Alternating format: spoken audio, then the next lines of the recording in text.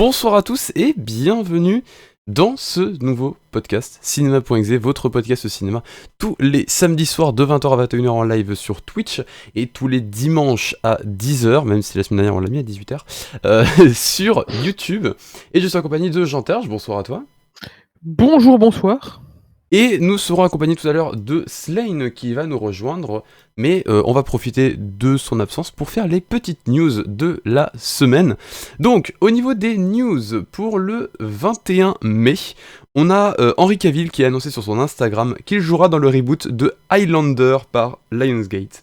C'est-à-dire que nous allons voir, alors je sais pas si c'est un film ou une série que Lionsgate fait, je crois que c'est un film. Mais ce sera Henry Cavill qui normalement devrait jouer le rôle titre, je crois, d'après ce que j'avais lu de l'article. Donc voilà. Et ça arrive. Ça, c'est bien ça. Bah, c'est toi qui l'a fait le rôle de The Witcher, donc c'est plutôt Non, mais cohérent. même c'est un très bon acteur et c'est quelqu'un qui est plein de bonne volonté. C'est hallucinant. Pour la suite, alors on n'a pas eu beaucoup de news pour le coup cette semaine, donc du coup on passe directement au 24 mai. Sur le 24 mai, ça a été la sortie de la première bande-annonce du film Eternals, donc le prochain film de l'écurie Marvel. Ensuite, le 25 mai, on a deux petites bandes-annonces. La première, c'est la bande-annonce pour Bloody Milkshake, donc un film d'action avec Karen Gillan, qui jouera dans le rôle principal. Donc pour ceux qui ne connaissent pas Karen Gillan, c'est aussi l'actrice qui joue notamment, donc elle a joué une des assistantes du Docteur dans Doctor Who, et elle a aussi joué dans Jumanji, À où la elle joue... poursuite de demain. De quoi ? À la poursuite de demain aussi. Aussi. Et le 25 mai, ça c'est une news qui, moi, personnellement, m'a mis en joie, beaucoup de joie. C'est la sortie de la bande-annonce de Last Night in Soho, le prochain film d'horreur signé Edgar Wright. Donc pour ceux qui ne connaissent pas Edgar Wright, c'est le réalisateur qui a fait la trilogie Cornetto, donc Shaun of the Dead, Hot Fuzz et Le Dernier Pub avant la fin du monde, et qui a aussi réalisé Baby Driver. Et parmi le casting, on retrouve notamment Anya Taylor-Joy, et le film sortira donc le 10 novembre au cinéma, et croyez-moi que si je peux aller voir l'avant-première, j'y serai. Après, on passe au 26 mai, où on a eu un petit peu plus de news. Déjà, la grosse news du 26 mai, qui sera pas le sujet de cette semaine, peut-être qu'on en fera un sujet par la suite, mais c'est Amazon qui a racheté pour 8,45 milliards de dollars la Metro-Goldwyn-Mayer. Donc la Metro-Goldwyn-Mayer, pour ceux qui ne savent pas, c'est la boîte de production qui est notamment derrière les James Bond. C'est-à-dire que maintenant, Amazon a les droits des James Bond. Voilà. Le 26 mai, on a trois bandes annonces qui sont sorties. On a dans un premier temps la bande annonce du film Escape Game 2, donc un film d'horreur qui sera la suite de Escape Game. J'ai pas trop d'avis sur ce film pour le coup, étant donné que j'avais pas forcément grandement apprécié le premier, qui ne révolutionne absolument pas le genre et qui n'est pas aussi bon que les premiers films qu'on posait là-bas, c'est-à-dire Saw et Cube, et on en parlera, vous inquiétez pas. Et deuxième bande-annonce qui est sortie, qui est un film que j'attends pas forcément grandement non plus, mais qu'on avait déjà parlé, c'est du cinéma français, donc on ne va pas cracher dessus. C'est le film Président, avec Jean Dujardin et Grégory Gadebois, donc qui est le film qui va parler de François Hollande, qui après sa retraite présidentielle, se fait un peu alpaguer par Nicolas Sarkozy, qui est donc joué par Jean Dujardin, et Hollande est joué par Grégory Gadebois, pour revenir en course dans les élections présidentielles. Voilà, donc on précise que c'est pas du tout un biopic sur ces présidents, c'est vraiment une œuvre de fiction, une comédie autour de ces personnages, qui sont en fait les présidents. Et enfin, la dernière bande-annonce qu'on a eue du 26 mai, c'est la bande-annonce pour le film The Tomorrow War, avec Chris Pratt dans le rôle principal. Et une autre petite news, qui elle est une news un peu... parce que c'est pas vraiment... ça va se faire, c'est plutôt, il y a une envie qui a été énoncée, et on va en parler parce que potentiellement ça va se faire. C'est lors d'une interview avec Happy Sound Confused, donc qui est un podcast qui parle notamment de cinéma et de plein de choses sur internet. Donc le réalisateur Zack Snyder, donc le mec qui a fait le film Justice League, a annoncé qu'il souhaitait adapter The Dark Knight Returns, donc la série de comics. Il souhaiterait beaucoup faire un film qui adapterait ces comics, mais il changerait complètement le casting, c'est-à-dire que ce ne serait pas Henry Cavill qui jouerait Superman et ce serait pas Ben Affleck qui jouerait donc Batman. Ensuite, le 27, on a une seule petite news, c'est la bande-annonce de Old. Donc Old, pour ceux qui ne savent pas, c'est le prochain film de M. Night Shyamalan, qui sortira donc le 21 juillet en France, et croyez-moi que je l'attends avec impatience.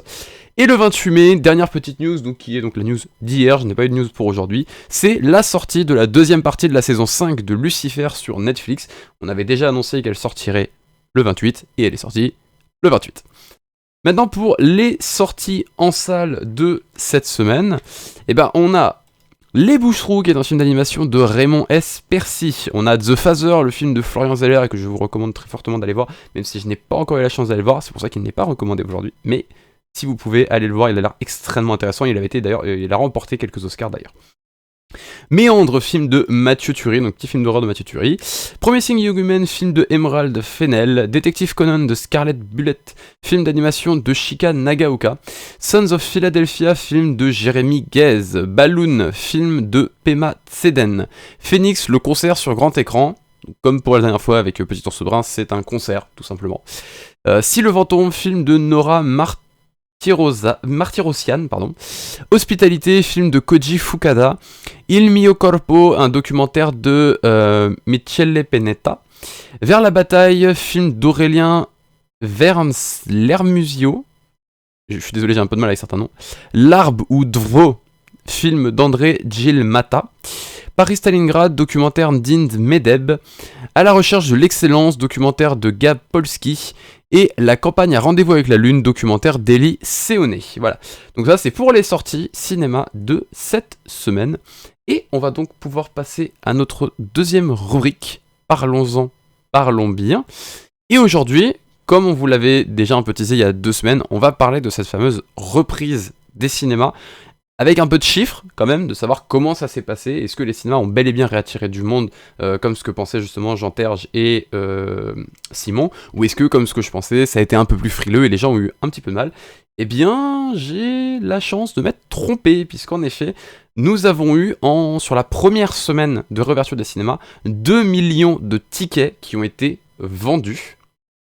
Et on a pu avoir du coup les chiffres sur les films qui ont fait le plus d'entrées en salle. Donc j'ai le top 10 des films qui ont fait le plus d'entrées en salle sur ces 2 millions. Donc ils ont quasiment raflé les 2 millions en fait à eux seuls. Alors, le classement qui est surprenant sans être trop surprenant. Le premier, on avait quasiment tous annoncé il y a 2 semaines que ce serait Demon Slayer, le train de l'infini. Et bah non, c'est Adieu les cons avec 513 607 entrées en une semaine, donc entre le mercredi de la reprise et mercredi dernier.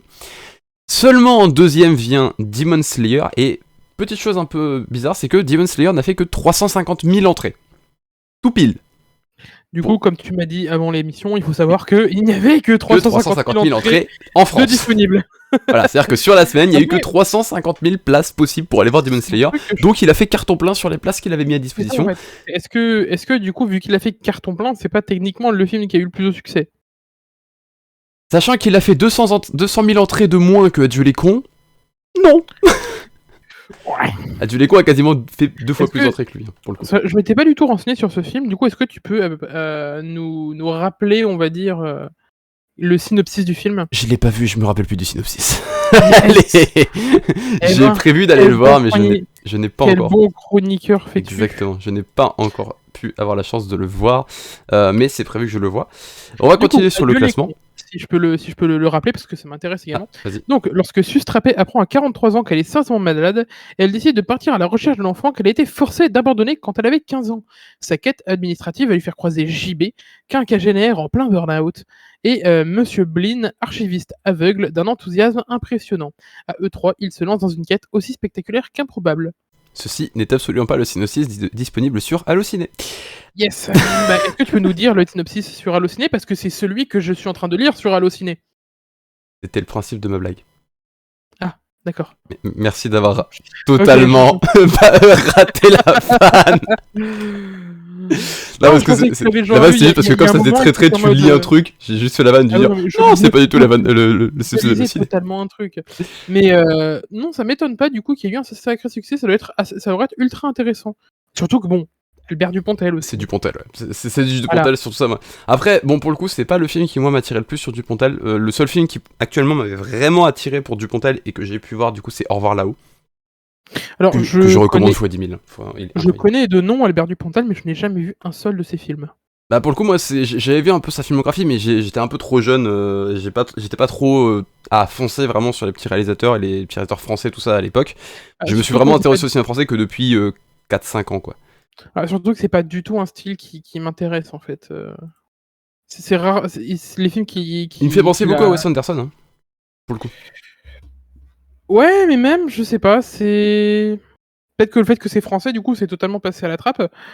C'est vrai que moi-même, j'ai eu tendance à mettre beaucoup de côté le cinéma français. Et pourtant, Voilà. aujourd'hui, je m'y penche de plus en plus et on trouve Clairement, des sacrés bons clairement films, quoi. les nouveaux, les nouveaux réals français qui commencent à pop de temps en temps, mais j'en ai déjà parlé la semaine dernière, mais Quentin Dupieux, quoi. Voilà.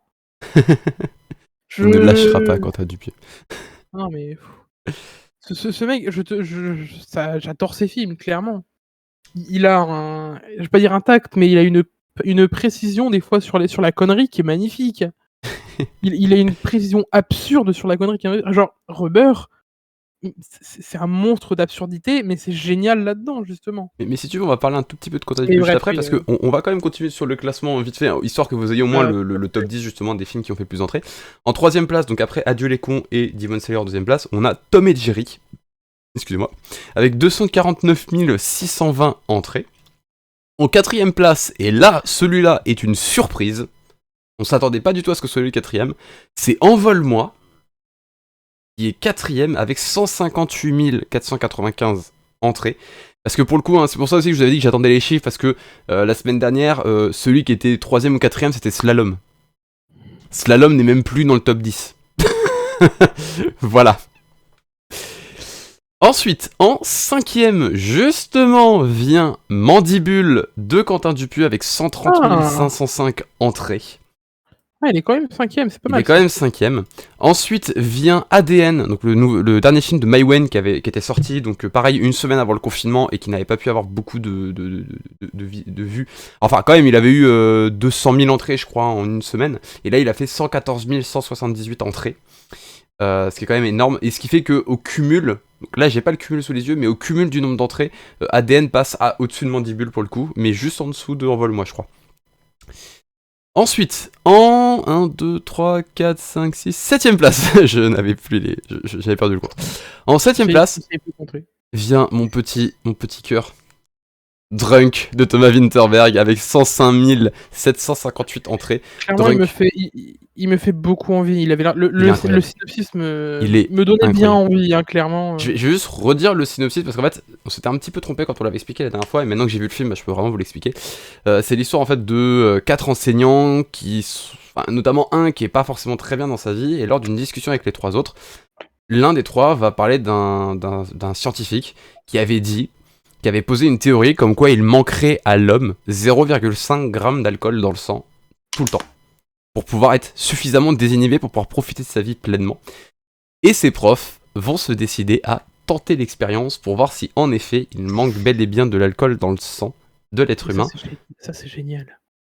Et le film est incroyable. Je vous le recommande vraiment très chaudement. Je vous l'avais recommandé il y a 2 semaines sans l'avoir vu. C'était la petite triche qu'on avait mis parce qu'on voulait au moins vous parler d'un film au cinéma.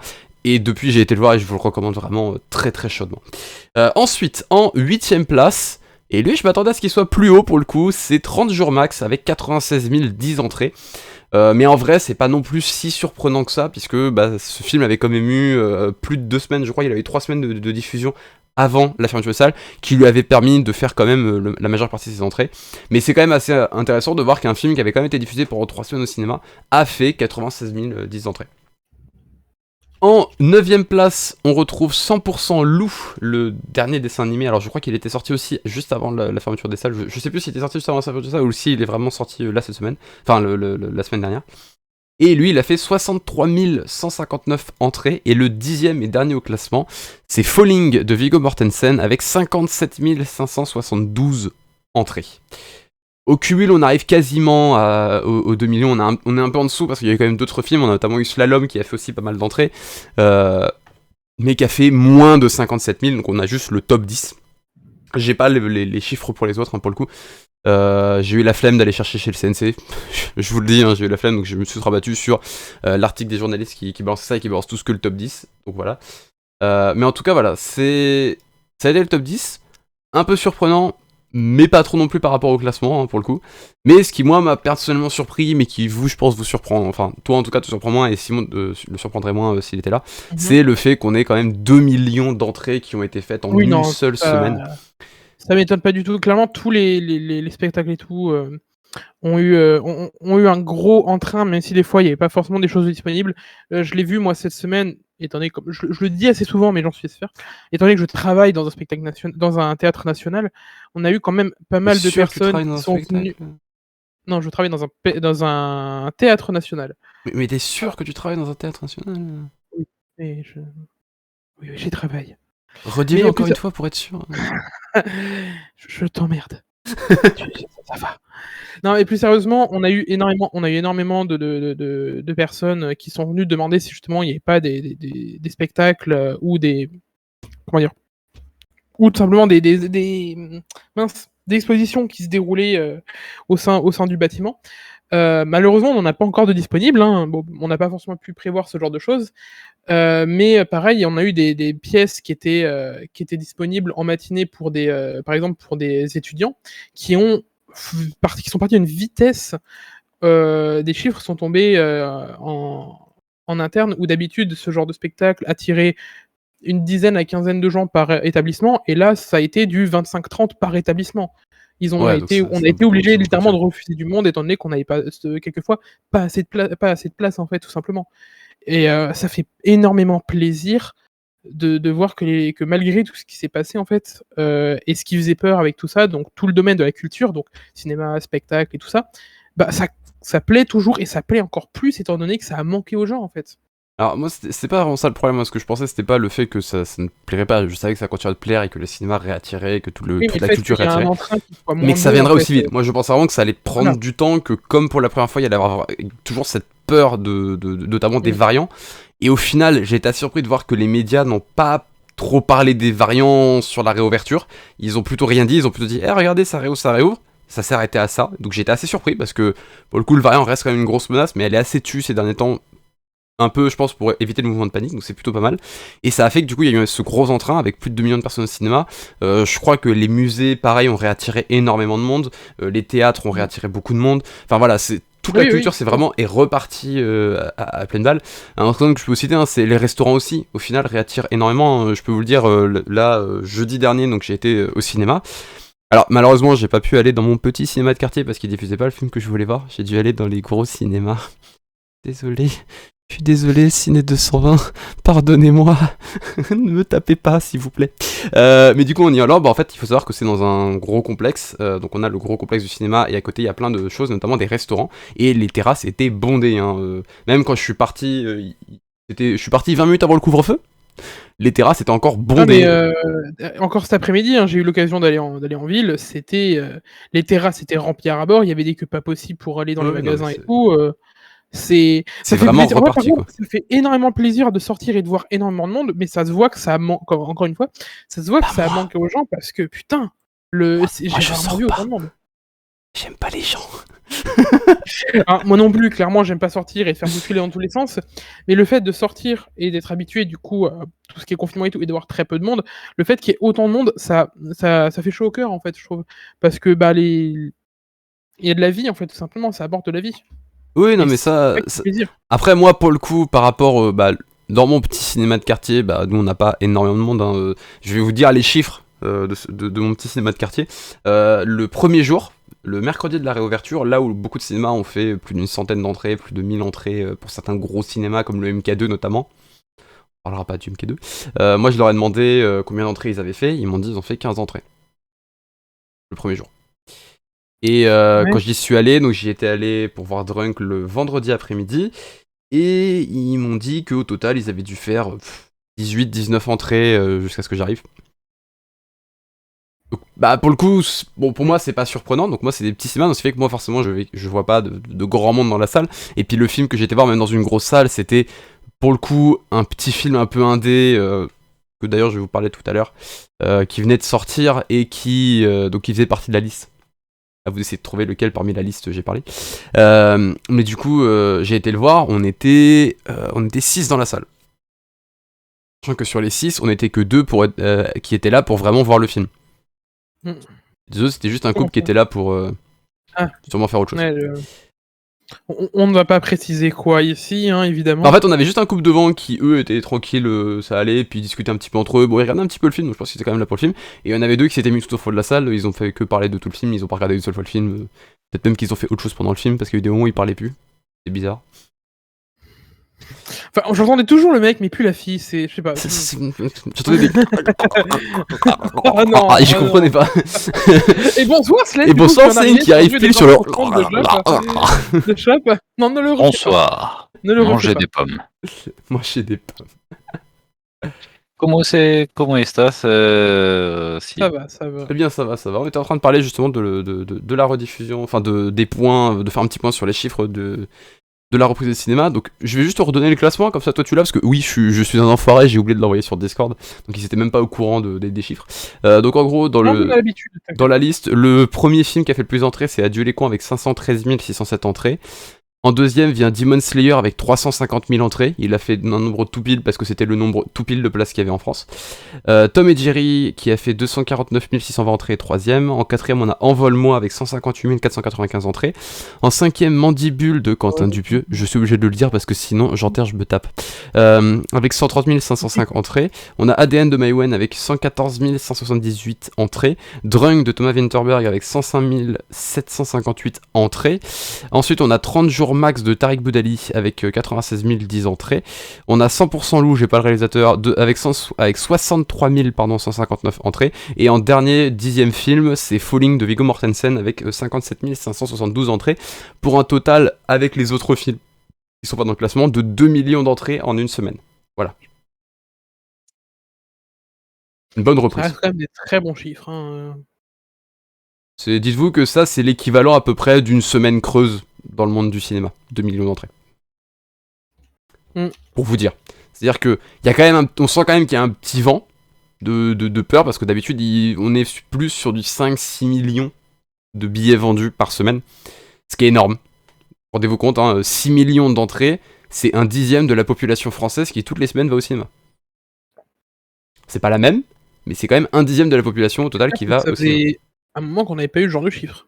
Et donc là, on est sur 2 millions d'entrées, donc ça, c'est à peu près l'équivalent d'une semaine un peu creuse, c'est-à-dire c'est une semaine où il n'y a pas eu de grosses sorties cinéma, et où des gens, donc il y a eu une grosse sortie il y a quelques temps, il a encore un peu revu, et puis il y a peut-être des films qui intéressent les gens et qui fonctionnent.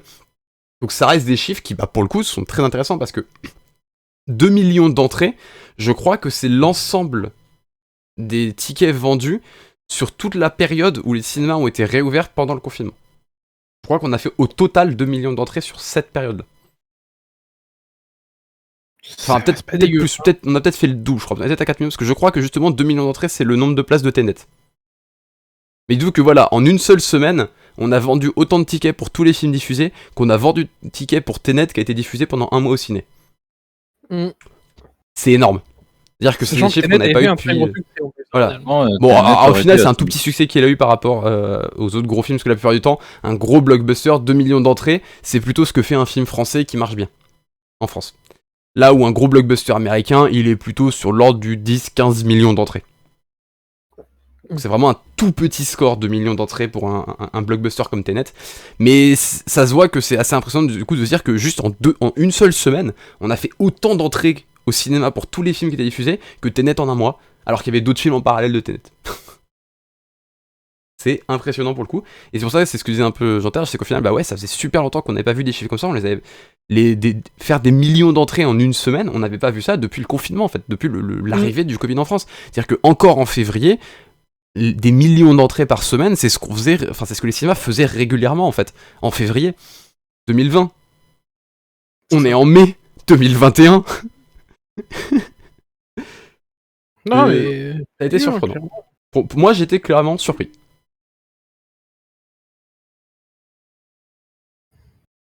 Mais du coup, toi, Slane, un petit avis toi sur le cinéma? Est-ce que déjà tu es retourné toi au cinéma?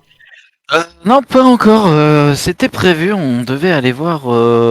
Alors, j'ai oublié le film par le même réalisateur que le dernier train pour Busan. Ah, Peninsula. Ouais, Peninsula. Et la suite d'un train pour Busan, mais qui n'est pas diffusé au cinéma. C'est ça. Mais du coup, le problème, c'est qu'on a, on a eu des petits problèmes. Enfin, petits problèmes, pas vraiment, mais on a eu un empêchement familial. Qui fait qu'on n'a pas pu y retourner pour l'instant, mais on devrait y retourner très bientôt, normalement. Et toi, du coup, j'interroge, parce que moi j'ai pu dire que j'y suis retourné déjà 2 fois en 2 semaines. Mais toi, j'entends. Malheureusement, non. J'ai voulu y retourner pour aller voir Mandibule, mais j'ai pas du tout pu trouver le temps. Ce qui m'embête un Mandibule peu. de Quentin Dupieux. Sinon, tu te tapes toi-même. Voilà, de Quentin Dupieux aussi. Voilà. Parce que, évidemment, il y a du Quentin Dupieux, je suis obligé d'aller le voir. Mais plus sérieusement, j'ai hâte d'aller le voir. Normalement, si tout se passe bien, je vais le voir la semaine prochaine. Et j'ai hâte de pouvoir en parler.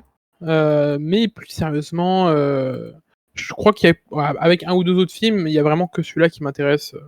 C'est vraiment celui qui m'intéresse le plus, quoi. Moi, j'avoue qu'il y a quand même pas mal d'autres films qui m'intéressent parmi les films qui sont diffusés. Il y a notamment The Father qui m'intéresse vraiment pas mal. Promising Museum. En fait, c'est les films qu'on a retrouvés notamment aux Oscars qui, moi, m'intéressent un petit peu. D'une certaine manière, Hospitalité de Koji Fukada m'intéresse un tout petit peu. C'est un film, je crois, japonais qui raconte l'histoire du. Je pense que ça doit être des touristes qui doivent arriver au Japon et c'est un film une comédie japonaise, donc ça, je pense que ça peut être très rigolo parce qu'on connaît le Japon, on connaît leur humour un peu particulier. Et je pense que ça peut être très très drôle un film comme ça. Moi, ça me ferait beaucoup rigoler, je pense. Je suis assez friand de l'humour japonais. Oups là, pardon. Ouais, je suis désolé, je vais beaucoup roter parce que je suis en même temps en train de me siffler une petite bière. L'alcool, c'est mauvais pour la santé, n'en abusez pas, hein, c'est toujours avec modération. Je trouvais que c'était important de caler ce petit message. Voilà. Mais ouais, non, il y a quand même quelques films qui m'intéressent. Et surtout, bon, il y a surtout beaucoup d'annonces de gros films qui, moi, j'attends avec impatience. Hein. Il y a notamment Spiral, que j'attends parce que c'est le retour de David Lynn Bousman sur la saga Saw. Donc on va voir peut-être un bon film Saw depuis Saw 3. Voilà. Ouais, j'aurais dit depuis Saw 2, moi, mais si tu Non, veux. non, la trilogie, la première trilogie est excellente.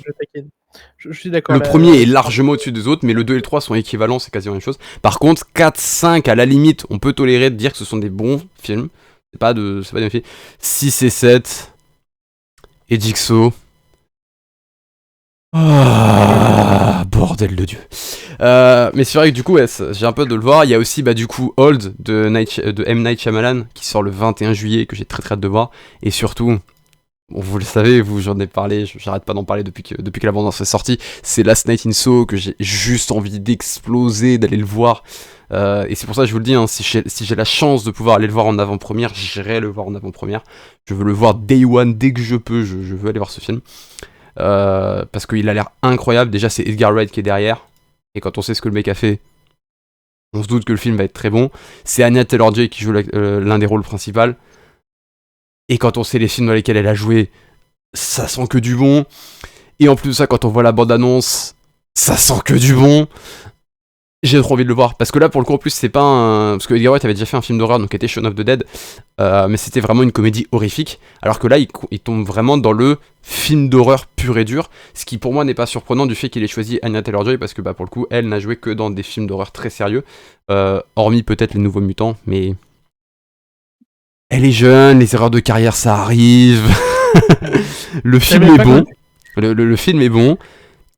Mais on va pas se mentir que quand on voit la carrière qu'elle a eue, il fait un peu tâche. Non, mais tu peux dire ça de tous les acteurs qui auront joué dans Les Nouveaux Mutants, hein, sincèrement. Oui, enfin, quoique, en vrai, non, il y en a certains. Je sais plus comment il s'appelle l'acteur qui joue aussi dans Stranger Things. Par rapport à sa filmographie, Les Nouveaux Mutants, ça match en fait avec sa filmographie générale. Pour le coup. Je sais pas si c'est vraiment un bon point que t'as un film comme ça qui match avec ta filmographie générale. Non, en soi, le film, pour le coup, était pas si mauvais. Je l'ai trouvé très intéressant, il était plutôt pas mal. Mais c'est vrai que quand on voit ce dans quoi Anya Taylor-Joy a pu jouer dans le monde du cinéma d'horreur, en fait, de passer de tous les super films d'horreur dans lesquels elle a joué, genre notamment The Witch, par exemple, qui est le premier film d'horreur dans lequel, enfin d'ailleurs le premier film dans lequel elle a joué, qui est une tuerie sans nom. Elle a joué dans Split de M. Night Shyamalan. Elle a joué vraiment dans de très très bons films d'horreur.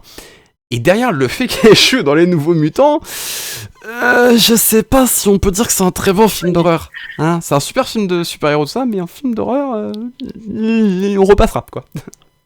Céline, un avis là-dessus, parce que toi je sais que tu avais voulu le recommander d'ailleurs. Tu avais peut-être même déjà recommandé ce film, je crois d'ailleurs. Je l'ai recommandé parce que en vrai, je le trouvais. En fait, je suis assez mitigé, c'est-à-dire que tu sens que c'est un brouillon de plein de trucs différents. Mais moi, perso, je m'attachais plutôt assez au personnage en général. Je pense surtout à la sœur de Colossus. qui fait vachement peste au début, mais que tu peux pas Rasputin, t'empêcher d'apprécier. Rasputin, merci. qui est joué par Anya Taylor-Joy justement. Ouais. En même Et temps, qui on est va pas un... se mentir que par rapport aux autres acteurs, il y avait peut-être 2-3 autres acteurs qui faisaient vraiment le poids en termes d'acting. Il y avait un très bon jeu d'acteur, mais c'est vrai que Bah, quand il y tu mets un avait, personnage comme, enfin, tu mets une actrice comme Anya Taylor-Joy qui, pour le coup, bah, elle a quand même commencé sa carrière avec un film comme The Witch qui est ultra centré sur l'acting. C'est-à-dire que si ton actrice est mauvaise, ton film va être mauvais, tu peux rien y faire. Et le film est juste excellent, elle brille par justement sa capacité à jouer. On a beaucoup d'acteurs et d'actrices qui ont commencé dans des petits films comme ça et qui sont très très bons, notamment dans le cinéma d'horreur. Moi je suis très très friand justement de ce cinéma-là.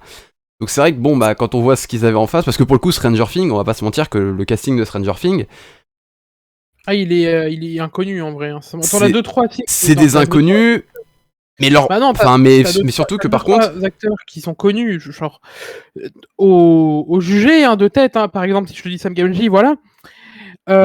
Mais en termes, non, pour les acteurs, ça reste des acteurs secondaires qui sont généralement connus et qui ont réussi à avoir une carrière avant.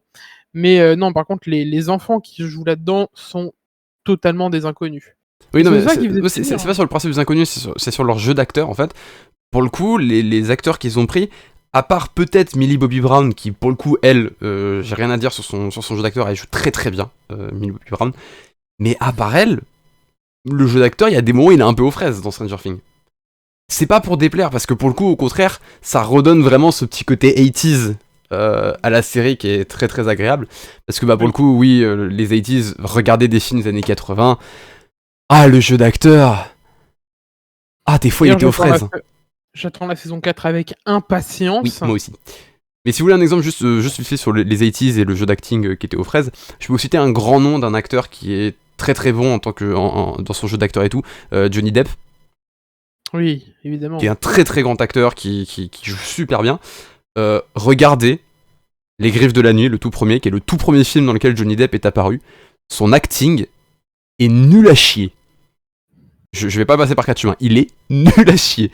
Mais en fait, dans le film, bah vu que tout le monde n'est pas forcément pile à sa place en acting, bah ça match. Et c'est vraiment c'était le charme des années 80 quoi. Surtout que c'est Johnny Depp, il peut jouer n'importe quoi, ça passera bien parce qu'il y a une personnalité d'acting qui est énorme. Non, pour le coup son premier rôle, non, il était vraiment à chier. Après, c'était le premier évidemment. Mais c'est juste que par rapport à l'ensemble de ce qui se produisait à l'époque, bah ça passe vraiment crème. C'est-à-dire que regardez vraiment les films des années 80, ouais, tu sens bien le coup des années 80, et pas par la réal, mais surtout par le jeu d'acteur. Et c'est vrai que bah, le fait d'avoir pris des acteurs qui n'étaient pas forcément des acteurs très talentueux, ou qui étaient vraiment dans leur tout début de carrière, donc qui n'avaient pas encore totalement appréhendé ce métier-là, et que forcément il y ait des petites imperfections dans le jeu d'acteur, que des fois ils surjouent un peu trop, ou qu'au contraire ils jouent pas assez leur rôle, etc. Bah ça redonne ce petit charme 80s à la série, qui fait qu'au final c'est ça aussi qui peut-être a accroché beaucoup les gens, c'est le fait que bah peut-être qu'il y a eu ces petites erreurs dans le jeu d'acteur, qui au final redonnent ce charme années 80, et vu que l'ambiance générale de la série est très années 80, ça match, et ça match très très bien, et je trouve que c'est vachement agréable.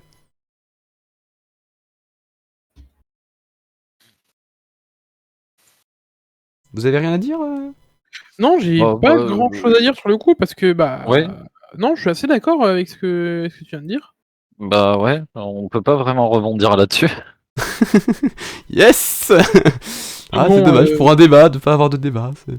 Bah, disons que quand t'as des trucs qui sont clairs, tu peux pas avoir un débat si, par exemple, je te dis la Lune est ronde, il n'y a pas de débat, la Lune est ronde. Bah là, c'est un peu Pas la même vraiment chose. ronde, elle est légèrement elliptique comme la Terre parce qu'elle tourne sur elle-même, donc il y a un écartement autour des pôles.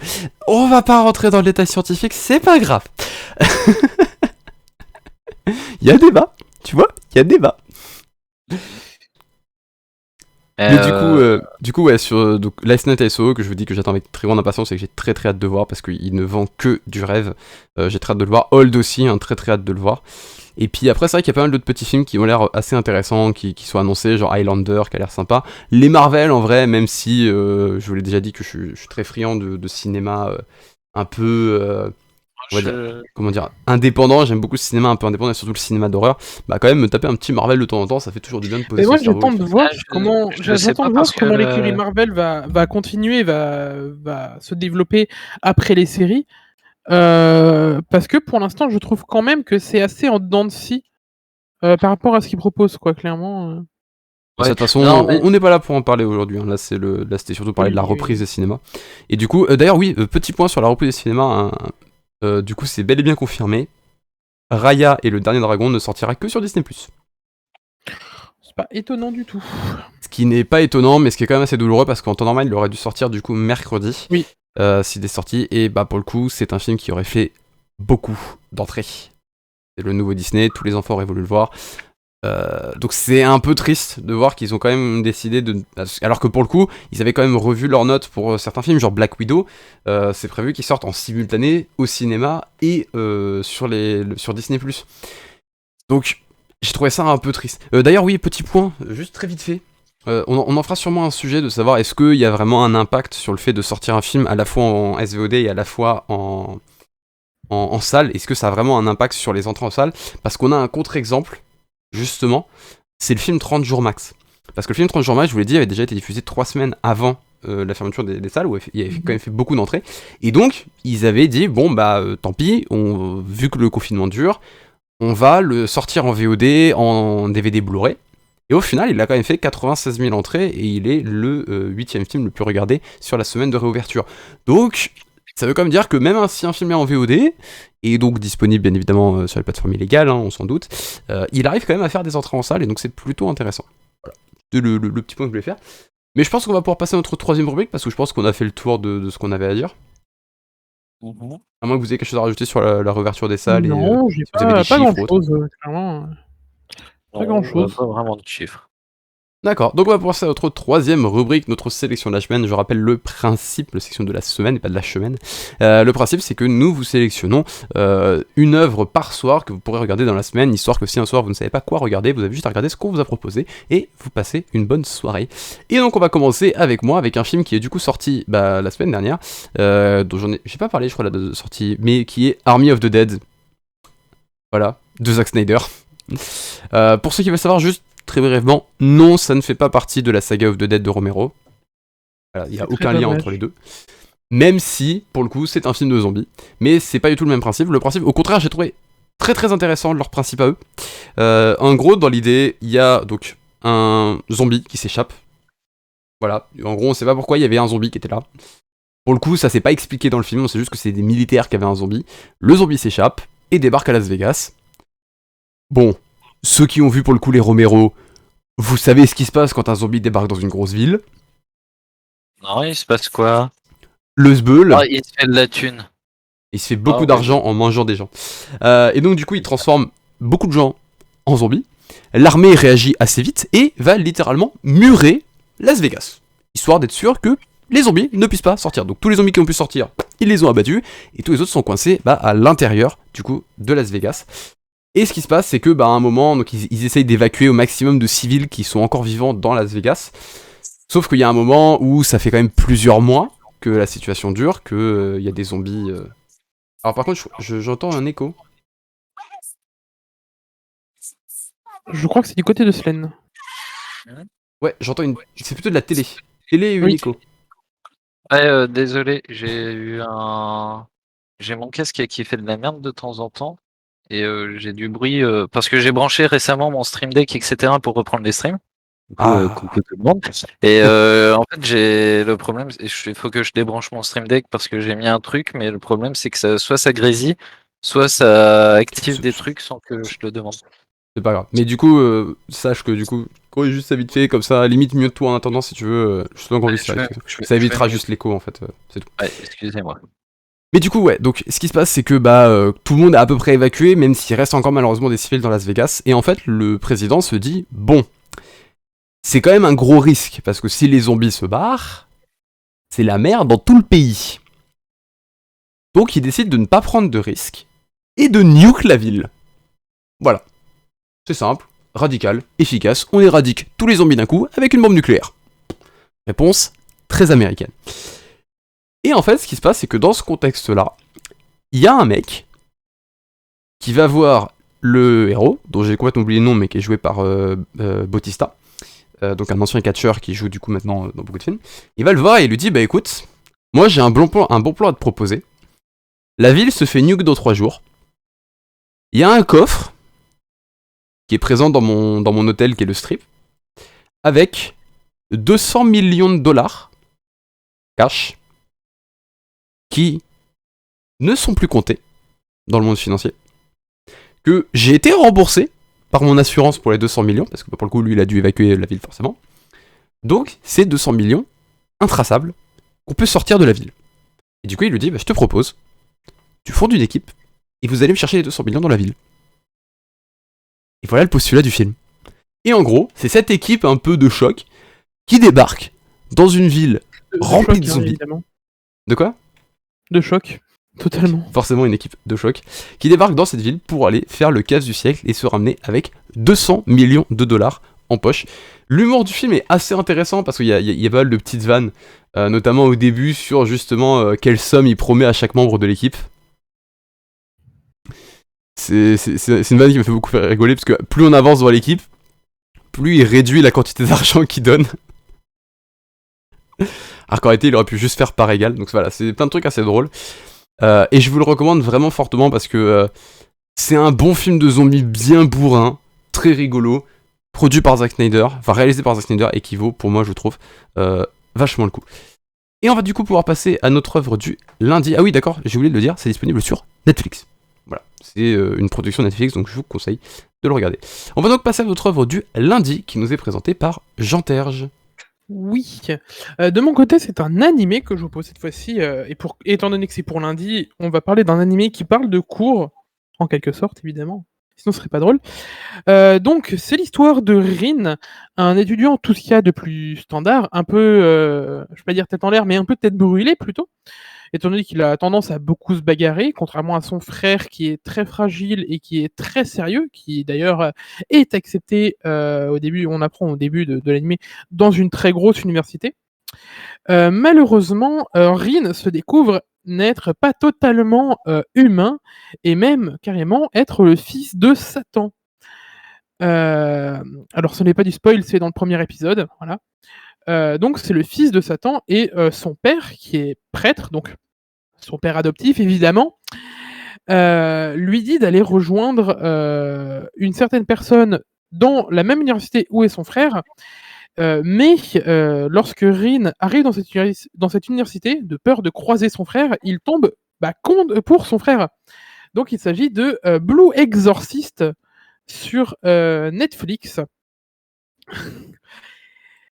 Donc Blue Exorcist, pour ceux qui ne le savent pas, donc c'est un anime qui parle du coup de Rin, fils de Satan, et qui va apprendre à devenir un exorciste.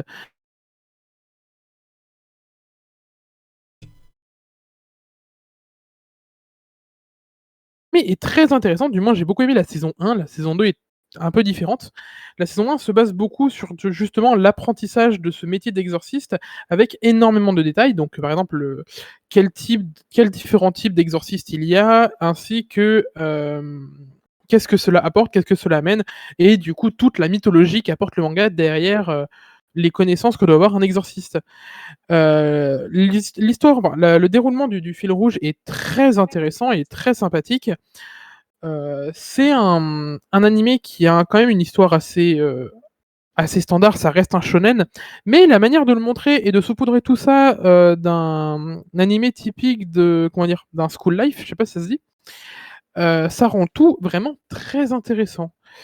Et donc il s'agit donc je reviens encore une fois, de Blue Exorcist, Ao no Exorcist dans son original, disponible sur Netflix. Et étant donné que notre ami le présentateur n'est pas là, je vais passer la main, et du coup ce sera à Slen qui vous présentera l'œuvre du mardi. Oui, alors bonjour à tous et bonsoir, je vais vous présenter l'œuvre du mardi. Du coup, avant de vous parler de l'œuvre du mardi, il faut que je vous dise un truc, c'est que récemment, alors je sais pas si c'est récemment, mais moi je suis perso tombé dessus récemment. Netflix a décidé de mettre des animations de Marvel. Alors, C'est assez oui, récent, ça pourra- c'est assez récent ça. c'est assez récent, ok. Et Bon, heureux ça au pourra passage. T'es parti faire pipi. Du coup, Tu n'étais pas là. pour revenir sur l'histoire, il faut savoir un truc, c'est que Marvel est une des premières boîtes à avoir fait du commerce avec le Japon pour pouvoir éditer des héros japonais aux États-Unis et inversement importer des héros américains au Japon. Bien sûr, des fois avec des transformations que vous pouvez connaître ou non, comme par exemple le Spider-Man japonais avec son Batman mecha. Ninja. Ouais, sauf que je parlais de Marvel là, mais c'est pas grave. Bref, Ça revient au même. du coup, en 2011 arrive ce qui devait arriver. Marvel propose encore un partenariat avec alors le studio Madhouse Animation Madhouse. pour Madhouse, oui, Pas une housse pour de couette, c'est une maison. Non, non, ta gueule. Fallait que je la fasse. Je suis désolé. Certains, alors pas toutes, mais il y a quelques licences qui vont être du coup adaptées en animé japonais. Il va y avoir Iron Man, Wolverine, X-Men, Blade, euh, et c'est tout en fait, je crois, il me semble. Et ils vont être diffusés d'ailleurs en 2012. Et je m'en souviens parce que Game On avait lancé un jeu concours et j'avais participé. Bref, du coup, aujourd'hui, je vais vous en présenter deux qui sont, à mon avis, les deux meilleurs sur les quatre. C'est Une du seule à coup, la je vais fois. commencer. Ouais, je vais en commencer avec une seule. Je vais vous présenter d'abord Wolverine. Du coup, Wolverine pour le petit synopsis, en fait, reprend un peu ce que vous avez sûrement vu dans le film Wolverine. Alors, j'ai oublié. Lequel? Oui, lequel? J'en ai plusieurs. Celui où il va au Japon. Logan? Non, Ouais, c'est Les les origines de origines? Wolverine. Wolverine euh, Origins. je suis pas sûr. Si, parce que Logan, c'est celui quand Ouais, il... c'est le vieux. celui où on va au Japon, c'est Wolverine Alors, le Origins. bon ou le mauvais film Wolverine, du coup? Ouais, ouais, parce qu'il y a Origine, Si le c'est le mauvais. mauvais, c'est Origin. Attends, C'est lui avec les ninjas, je crois, d'ailleurs. Oui, oui. bah, en Ouais, fait, donc il oui, c'est Et le s'appelle. bon. avec le Alors, fameux robot aux lames d'adamantium chauffé à blanc. Hmm. oui, alors, en fait, il s'appelle juste The Wolverine. Ah, Voilà. ok. Bon. Du coup, The Wolverine, Je le connais pas. C'est ça pas avec Hugh reprend un petit Jackman, en tout peu. cas. Si. Bah si. Il y a eu un film The Wolverine. Oui, où il va au Japon parce que en gros, il y a une personne, il tombe amoureux d'une fille, tout ça, et puis t'as une autre qui va l'aider à Ah essayer de ouais? battre. Ah oui, The Et t'as Wolverine, même le effectivement. père de la fille qui essaye de voler les pouvoirs Ah ouais, de. sorti en 2013, je viens de voir ça. Et disponible sur Disney+, d'ailleurs. D'ailleurs, Il me avec deux semblait que fins c'était... différentes. D'ailleurs, Origins, celui-là. Eh ben non. bah non, il s'appelle The Wolverine. Et du coup, celui-là, d'ailleurs, avec deux fins différentes, où on a une où il a le costume orange et noir. Bon, bref, c'est une anecdote, mais voilà. Et du coup, en fait, ça reprend un peu l'histoire, sauf que au lieu que ça soit la première fois, en gros, il est déjà parti depuis quelque temps, et c'est juste qu'il apprend que le père va retenter de faire marier Mariko, et il va essayer de s'interposer parce que Mariko, c'est sa femme, enfin, c'est une personne qu'il aime, elle n'est pas heureuse d'aller avec un type, etc. Patati patata. Et en gros, ça reprend un peu ce principe-là du mec qui est toujours amoureux, mais qui peut pas se marier avec, mais qui va la protéger. Quand ça va devenir grave, il va essayer de la kidnapper. Et du coup, il y a une petite course. Et en vrai, c'est assez sympa. Pas forcément pour l'histoire qui est assez simple, hein, parce que finalement, c'est le jeu du chat de la souris qui cherche à récupérer ou enfin à capturer, récupérer Mariko. Mais les combats sont plutôt bien animés. Le personnage fait un peu bizarre au début. Les deux premiers, enfin quand tu le vois la première fois, ça fait un peu un choc. Mais si vous arrivez à passer au-dessus, les combats sont plutôt fluides. Tu sens qu'ils ont voulu faire vraiment le Wolverine. Euh, bah en fait, Bien. Et disponible ça sur fait Netflix, c'est ça? ouais, disponible sur Netflix. Voilà. Ok. Et on va pouvoir passer à notre œuvre du mercredi, qui sera présentée par Mes Soins, et qui est donc un film qui est sorti mercredi, pour le coup, que je vous recommande de regarder du coup une semaine après. Est-ce que vous avez réussi à trouver? Il s'agit de Méandre. Voilà.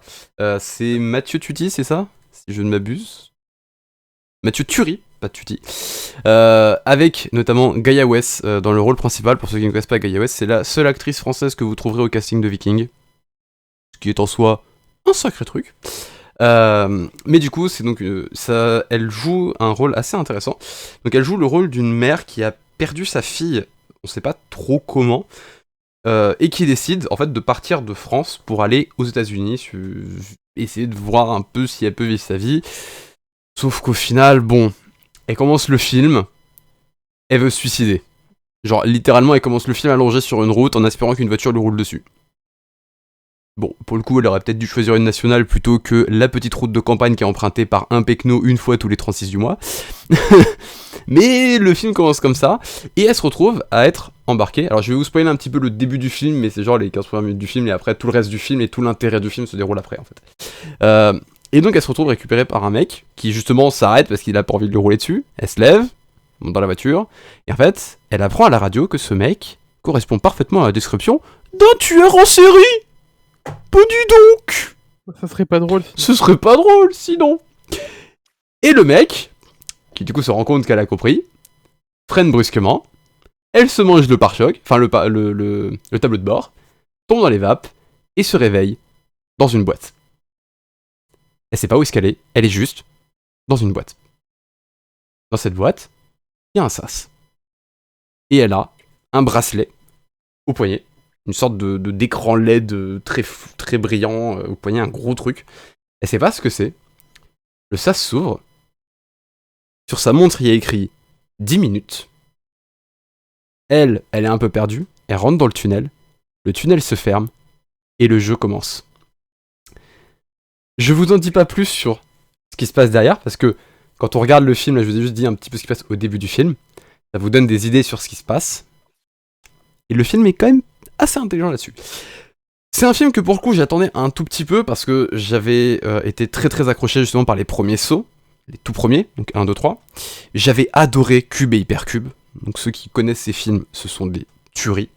Je vous les recommande très très chaudement, je crois d'ailleurs qu'ils sont disponibles sur Netflix peut-être, je sais pas, peut-être qu'un jour je vous les recommanderai comme ça. Mais j'avais hâte de voir un film qui reprenait le même postulat parce que le seul film qu'on avait repris avec l'idée de personnes piégées avec des pièges de mort et qui doivent réussir à survivre face à ces pièges, bah, on avait eu Escape Game. Ceux qui ont vu Escape Game savent. Et là en fait ça revient avec un film français majoritairement, parce que pour le coup c'est franco-américain, mais en fait il y a que le début du film qui est américain. Le reste du film est totalement français. C'est-à-dire qu'au début du film, vous la verrez parler, vous verrez qu'il y a un problème de synchronisation labiale qui n'est plus présent sur le reste du film. Mais après, le reste du film est extrêmement intéressant, parce qu'en plus de ça, l'ensemble du film se déroule, et c'est pour ça que sur l'affiche, elle est coincée dans une sorte de tunnel de ventilation, parce que tous les pièges sont répandus dans un tunnel de ventilation qui est en fait un véritable labyrinthe, et elle doit réussir à survivre là-dedans. C'est ultra intéressant. C'est assez oppressant, mais j'avoue que ça n'arrive pas, pour le coup, à atteindre le niveau d'un cube ou d'un hypercube. On est assez loin derrière ce niveau-là, mais on est largement mieux qu'un escape game, pour le coup. Donc c'est pour ça que je vous le recommande, parce que ça relance un petit peu ce genre de cinéma d'horreur qui a un peu perdu le vent depuis les années 2010. Que bah pour le coup, on a eu les 3 premiers sauts qui sont sortis avant 2010, on a eu Cube et Hypercube qui sont sortis avant 2010, et depuis on n'a pas eu de vrais bons films avec des pièges et des personnes qui doivent survivre à ces pièges. Et Méandre pour le coup arrive à bien sortir du lot, même si bah, malheureusement en fait c'est le comparer à des films qui sont vraiment pas ouf, et de dire ah oui il est très bon, mais comparé à ces films pas ouf, et quand on regarde ce qui s'était fait avant, bah, il fait pas non plus le poids face à ce qui a été fait avant. Donc il est sympa, vraiment il vaut le coup d'œil parce que bah, il change des films à pièges qu'on a pu voir, même s'il n'arrive pas à la hauteur d'un cube ou d'un hypercube ou d'un des premiers sauts. Mais voilà, je vous le recommande, il est disponible au cinéma, en plus c'est un film français d'horreur, très intéressant, je vous le recommande très chaudement. Et du coup on va pouvoir passer à notre 3e œuvre, qui nous sera présentée par Jean-Terge. Oui, et du coup, encore une fois, je vais vous présenter un animé, pour pas changer. Il s'agit de, attention, roulement de tambour, Full Metal Alchemist, ou le Full Metal Alchemist, comme beaucoup disent. Est-ce que j'ai réellement besoin de présenter cet animé? Oui. Merci. J'allais dire pas vraiment. Je pense que tout le monde connaît. Voilà. Mais je vais quand même le faire dans tous les cas. Oui. Donc, il s'agit de l'histoire des alchimistes, plus précisément du Full Metal Alchemist, Edward Elric et de son frère Alphonse Elric, qui est malheureusement dans son cas pris à tort pour le Full Metal Alchemist, étant donné que Alphonse est dans une grosse armure bien vénère. Alors pour expliquer un peu le début de cet animé, Edward et Alphonse tentent de faire revenir un jour leur mère qui est portée disparue. Malheureusement, ce faisant fait, ils ont oublié la règle élémentaire du donnant-donnant de l'alchimie, et donc Edward perd un bras et une jambe, et Elric perd son corps, et arrive à survivre grâce à Edward, étant donné qu'il utilise un sceau d'alchimie pour mettre son âme dans une armure. Tout l'animé va être sur leur recherche de la pierre philosophale afin de récupérer leur corps et leur mère. Donc c'est encore une fois totalement un shonen. C'est un shonen qui est très très bon avec des personnages très hauts en couleur. Il n'y a pas, c'est pas tout simplement juste de la magie, pam voilà, boum. Non, non, il y a vraiment des idées très poussées de comment l'alchimie s'utilise et que ce n'est pas n'importe qui peut l'utiliser. Et il y a vraiment toute une histoire de mythologie avec des certains méchants qui représentent les péchés capitaux et qui les représentent même plutôt bien. Donc, C'est disponible sur Netflix, disponible ça sur non, si Netflix. Si, je sur comprends qu'il y a un autre animé qui est disponible du coup sur Netflix. Donc clairement foncez.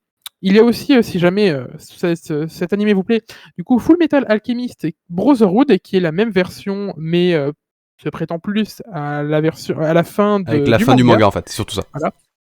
Mais clairement, que ce soit la fin du manga ou celui-ci avec une fin qui est originale, les deux sont très très bons. Et clairement, foncez parce que c'est vraiment un.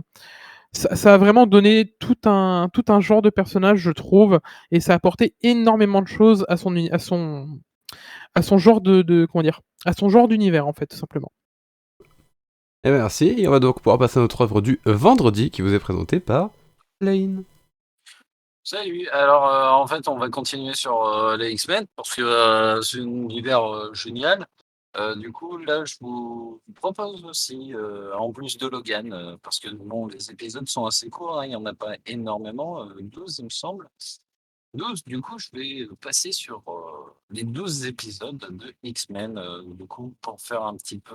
On t'entend juste un tout petit peu moins bien, je sais pas pourquoi. Ah, Non, excuse-moi. encore un peu moins fort. Oui, là c'est mieux. Ouais, j'avais le micro baissé pour éviter les bruits, tout ça. Bref, pour faire un petit synopsis, en gros, les X-Men s'étaient dissous à cause de la mort d'un de leurs camarades.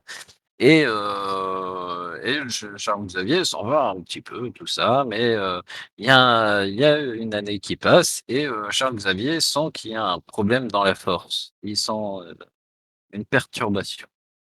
Et du coup, il fait en sorte de réunir les X-Men pour pouvoir aller enquêter sur cette petite perturbation, car au fond de lui, il pense qu'il y a un plan qui est beaucoup plus grand et qu'ils auront besoin d'un peu tout le monde. Voilà, et en gros, ça part sur X-Men, c'est regardez-le vraiment après Wolverine, parce que ça part vraiment tout de suite et il y a des références à Wolverine dans les X-Men qu'il faut pas forcément avoir, mais qui est bien d'avoir. Voilà. Du Et coup, donc c'est bonne disponible soirée. sur Netflix, c'est ça? Netflix. Très bien. Et donc on va passer à notre dernière œuvre de la semaine, présentée par moi. Et comme d'hab, pour tous les samedis, je vous présente un petit film d'horreur. Et cette fois-ci, un film d'horreur qui est réalisé par un des experts du cinéma d'horreur que j'adore, qui est Mike Flanagan. Je pense que j'ai suffisamment dit que j'aimais Mike Flanagan. Est-ce que je vous ai dit que j'aimais Mike Flanagan? Et je vais vous présenter Tu n'as pas bien dit que tu aimais Mike Flanagan. Ah, j'aime Mike Flanagan. Merci. Mais du coup, je vais présenter le film disponible sur Netflix qui s'appelle Before I Wake. Je n'ai plus le titre en français, je crois que c'est Ne t'endors plus, le titre français du film. Mais je crois que même sur Netflix en français, c'est Before I Wake, sur Netflix français. Qui raconte en fait l'histoire d'une famille d'accueil qui accueille un jeune garçon dans leur famille, parce que eux ils ont perdu leur petit-fils, je crois que c'est dans un accident de voiture ou quelque chose comme ça, mais ils ont perdu leur fils, et donc ils décident à accueillir un petit garçon avec eux pour lui donner une nouvelle chance et pour eux un peu combler le manque de leur fils. Sauf que ce qu'ils ne savent pas, c'est que l'enfant en question est, je sais pas si on peut dire possédé ou quoi que ce soit. Mais en gros, il a une petite particularité, c'est que quand il dort, tout ce dont il rêve devient réalité. Et vous vous doutez bien qu'un enfant, à cet âge-là, ne fait pas que des rêves. Il fait aussi des cauchemars. Et tout dans le film est ici. Il est simplement... J'ai pas besoin d'en dire plus sur ce film parce que le postulat de base est juste ultra intéressant. Et le fait de se dire que le mec qui a fait ça, c'est Mike Flanagan, c'est-à-dire le mec qui a fait Hush, c'est-à-dire le mec qui a aussi fait The Haunting of Hill House et The Haunting of Bly Manor, je pense que ça suffit amplement à comprendre que ce film est extrêmement bien réalisé et maîtrisé de bout en bout. Et le postulat est juste incroyable.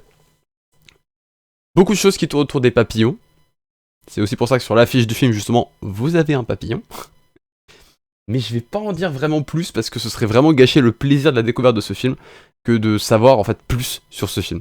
Je vous le recommande très chaudement. Il est disponible sur Netflix. Et c'est, allez le voir, vraiment regardez-le sur une soirée, c'est vraiment un bon film d'horreur ciné Mike Flanagan, parce que j'aime Mike Flanagan, je sais pas si je l'ai dit ça d'ailleurs. Mais du coup, petit récap sur... excusez-moi. Petit récap sur ce qui a été présenté pour toute cette semaine, notre sélection de cette semaine. Je vous recommande de regarder dimanche soir Army of the Dead de Zack Snyder qui est disponible sur Netflix. Lundi soir, je vous conseille de regarder Blue Exorcist, l'animé disponible sur Netflix. Mardi soir, Slane vous recommande de regarder Wolverine, donc la série animée disponible sur Netflix. Je vous recommande d'aller regarder Méandre, disponible au cinéma. Je vous recommande de le regarder mercredi soir, bien évidemment, rentrez avant 21h.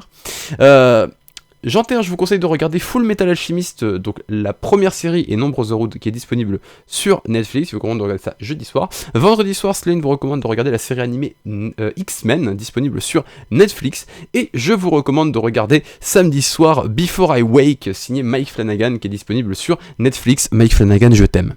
Voilà, je pense qu'on a à peu près fait le tour.